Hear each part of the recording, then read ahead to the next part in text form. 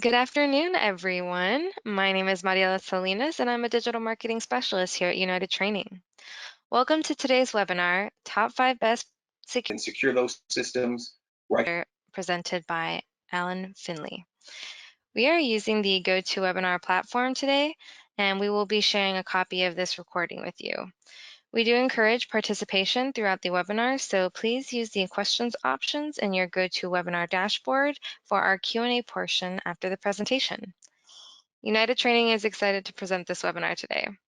I'll now hand it over to you, Alan. Thank you so much. Good afternoon. My name's Alan Finley. I've been in the IT technology business for well over 2 decades, and we're going to present a webinar that's going to go over some of the top 5 security best practices in regards to Microsoft Azure.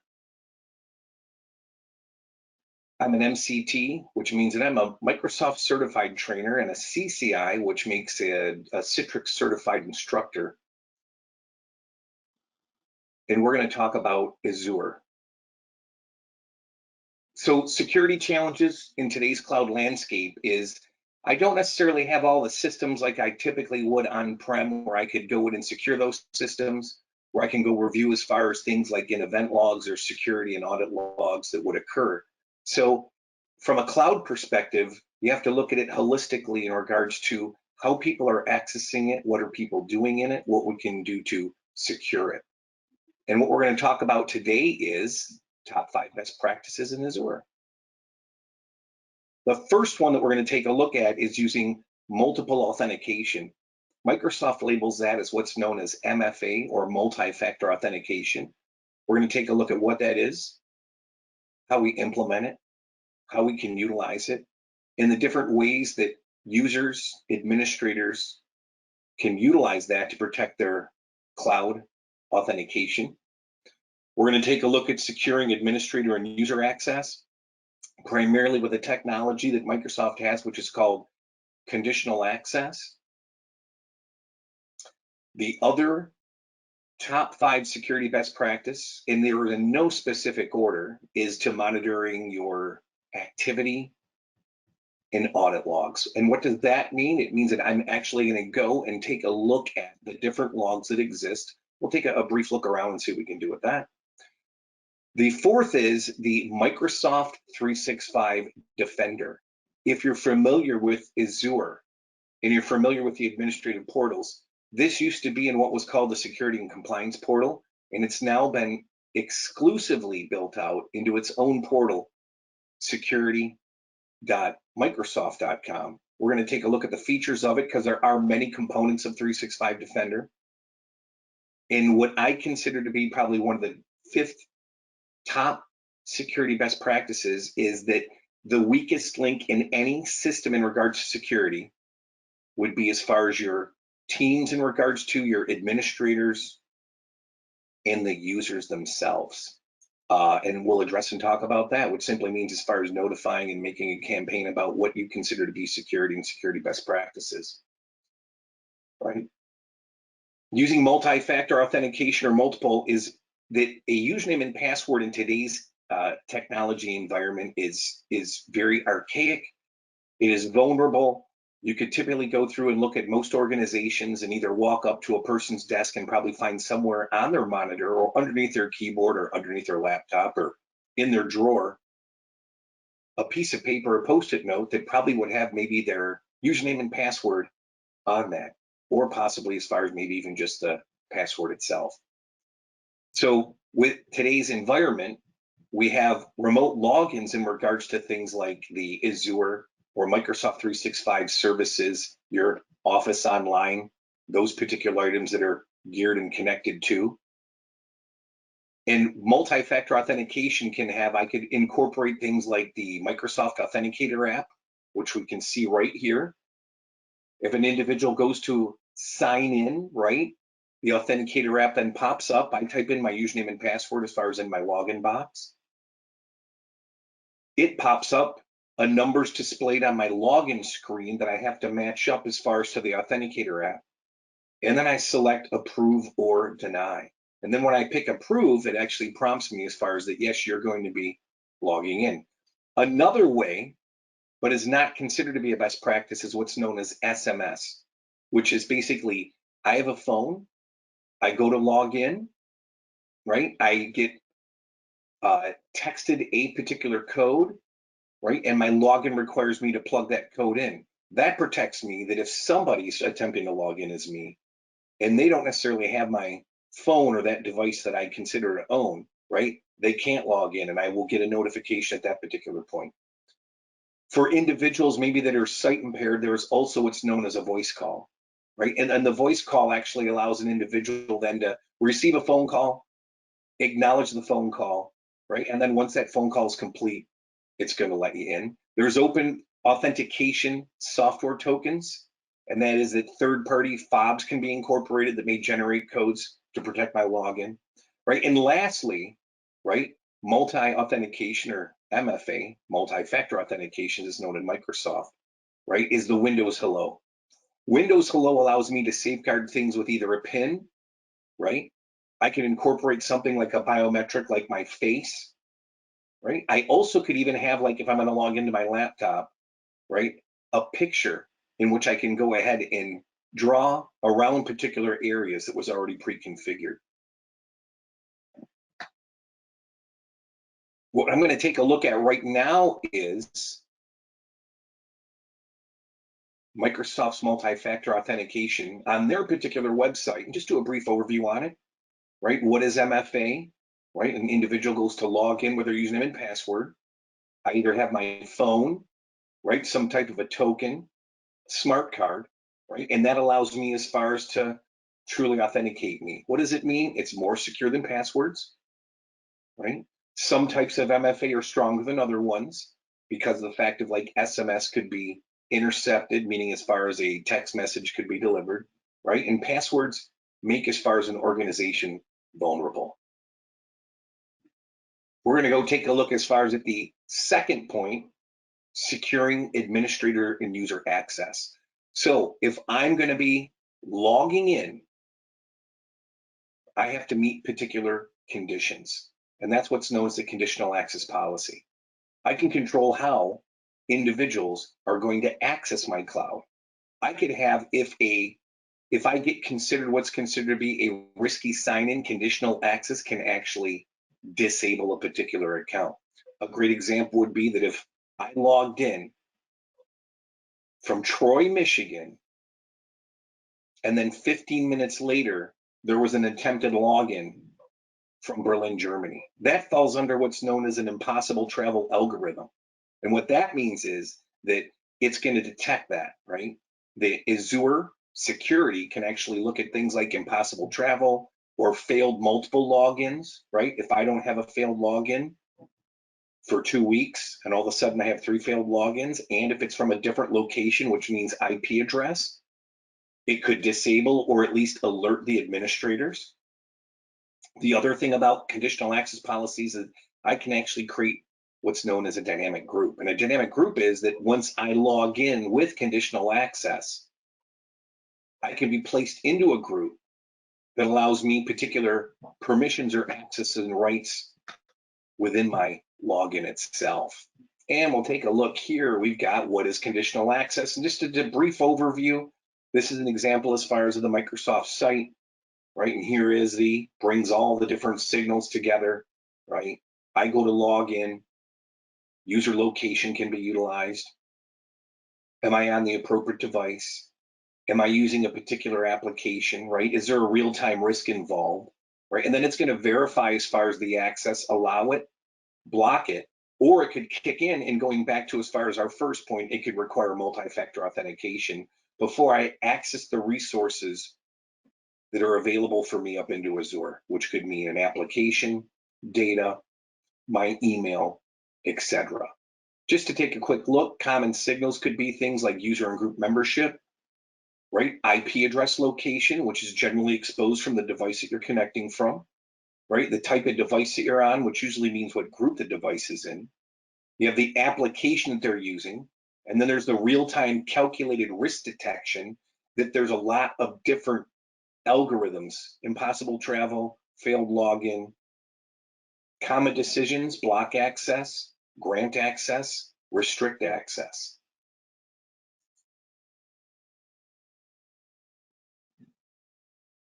Monitoring activity logs.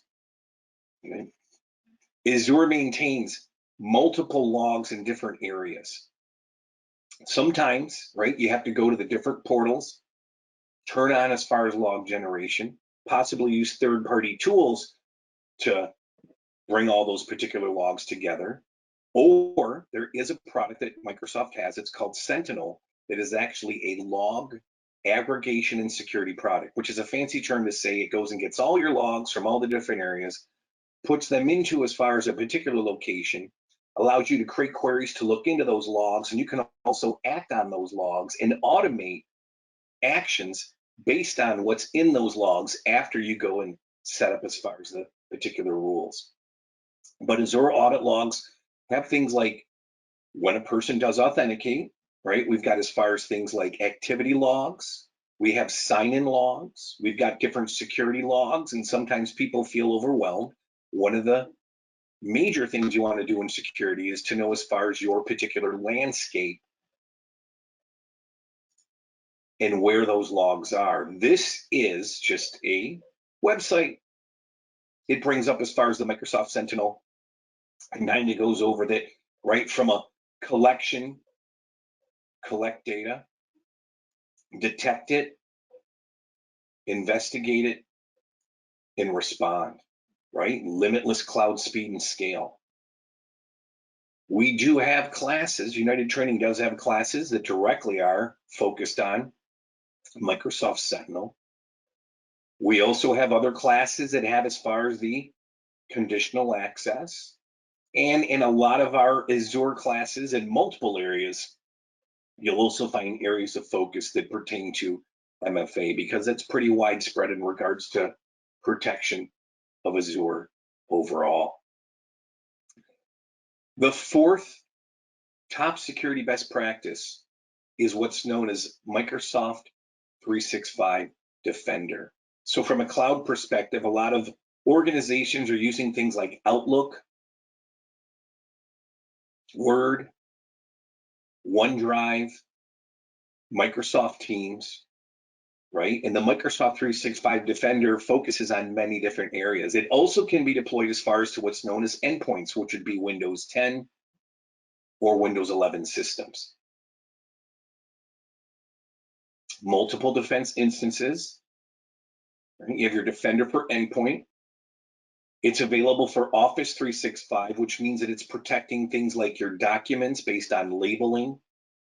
It has what's known as Azure Information Protection Policies, which means that your documents can't be downloaded to different areas that aren't considered as far as to be your corporate or enterprise storage areas. There's the Microsoft 365 for Identity that actually has what we just discussed, the different components of things like the impossible travel, failed logon, and then there's the Microsoft Defender for Cloud Apps, which protects as far as the different logins.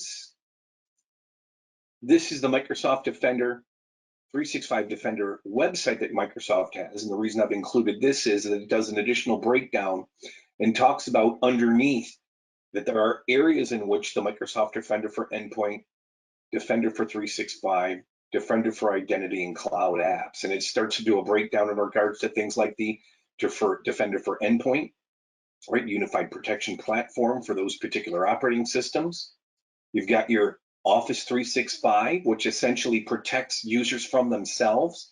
If you've ever had a user open up a document attached to an email, or click a link in an email, or click a link when they're participating in a Teams meeting, and that link took them to as far as a particular place, you know, conditional access on that one. You know what? It actually is, yep, it actually is a component of zero trust. Yep. Zero trust is, yep, conditional access is a component. Zero trust is essentially if I don't trust the device, right, I'm not going to let it access as far as my organization. Excellent question.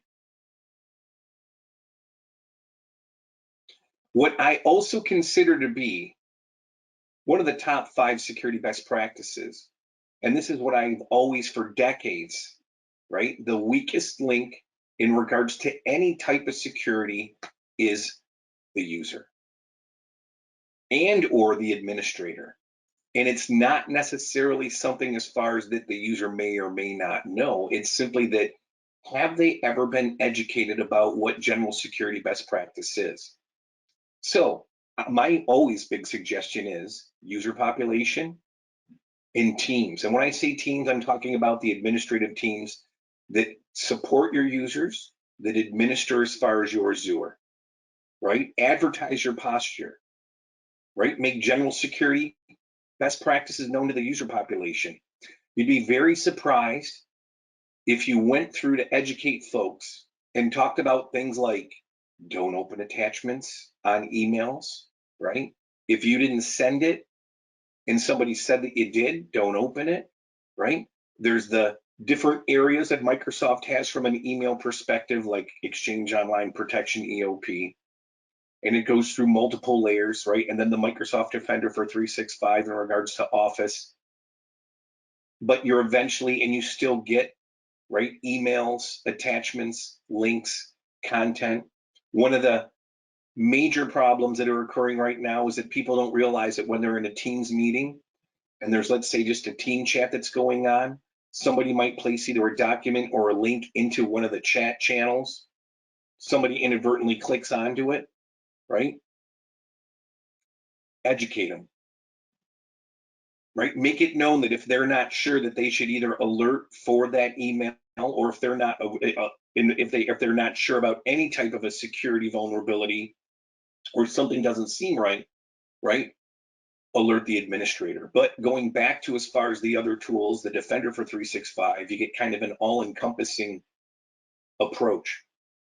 Ensure that admins are aware and understand what current policy is, right? Hey, we have where a user may forward you an email and say, I'm not sure about this particular, right? And then what the procedures might be. You've got things like, we just went back and talked about logs, right? Alerts can be configured within logs, right? Some administrators may not be aware, what is this alert? How do I handle this alert, right? Which we do have as far as, again, the Sentinel and different security classes, right? An aware user, an aware user is the first line of defense, or any administrator as well, right? Somebody who's aware of security, somebody who's aware that if I've got my Authenticator app and it pops up and says approve, and that's not me logging in, right? That I may want to alert what? An administrator or an individual in my organization about that, although that also will be notified in regards to your administrator and your security posture. The earlier, right, the better. Begin your Azure security journey today. We offer many different types of classes, whether it's Office 365 from an administrative point of view. We have, I think, 3 and 5 day security classes. There's the MS 100 and 101, right? We have the Azure security classes.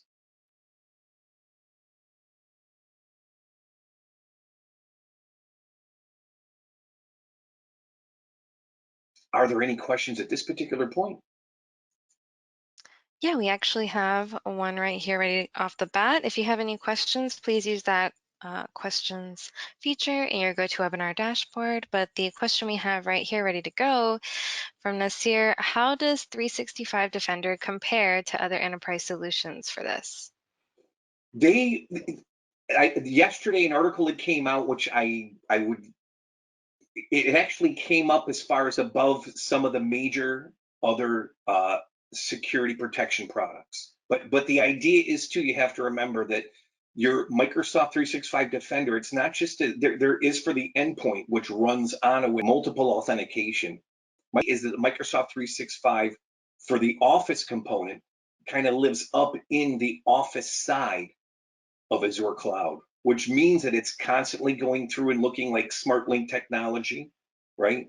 Malware that may exist in attachments, right? Which means that it's native, it's being updated, it's highly available, right? And Microsoft is constantly going through and updating those signatures. It also has, it's what's called zero or ZAP, which is 0 hour protection, which a lot of third-party products don't have this.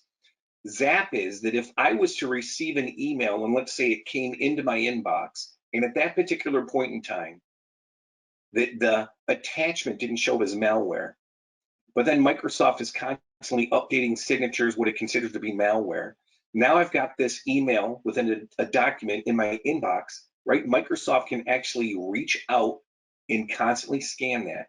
And based on what the administrator defines, I could either remove that attachment or put a placeholder for that attachment or move that email into quarantine. Does that answer your question? So yeah, it's more holistic and like built in as opposed to third party. Any other questions? Awesome. Yeah, they said that it actually clears it up. Thank you so much. We Excellent. have another one here about dual authentication. If a user is using a VPN, can that impair the double authenticator app from using it correctly? It, it can. It usually, and again, going back to usually if you're using native Microsoft VPN, it's kind of integrated in. But if you start to get out into some of the Cisco and other networks, yes. But to not go into too much detail, it can. Yeah. Because if I'm using a VPN technology, I may not be exposing the actual IP address of the endpoint. And if I'm using those IP addresses in regards to conditions, it could get a little difficult. Did that answer your question? Yes, Okay. perfect.